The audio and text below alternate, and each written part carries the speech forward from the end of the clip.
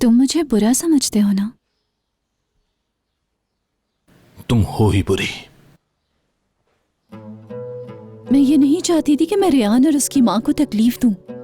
मिरान से प्यार करना ही मेरा सबसे बड़ा गुनाह है। मैं तो उसे बचपन से ही प्यार करती हूँ। बाद में पता लगा कि हमारी शादी होगी। ऐसा लगा कि सारी दुनिया मेरी है। लेकिन बाद में इंतकाम का पता लगा। उस इंतकाम की वजह से मुझसे दूर रहा।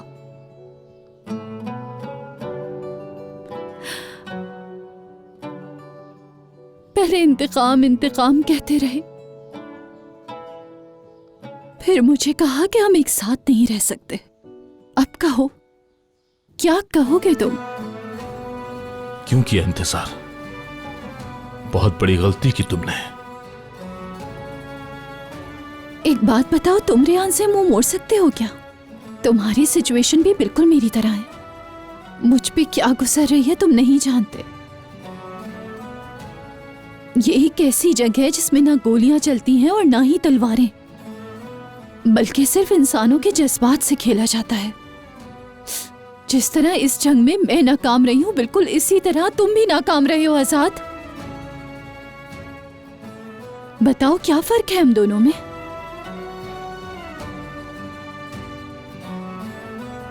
और कर भी क्या सकते हैं सिवाय इसके कि बैठ के देखेंगे कि कौन जीतेगा इस जंग में।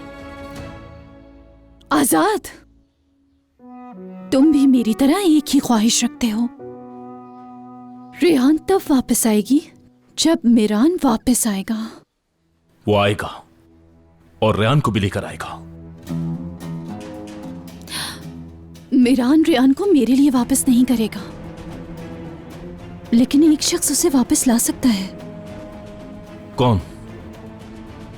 फोन दो मुझे अपना। सोच क्या रहे हो?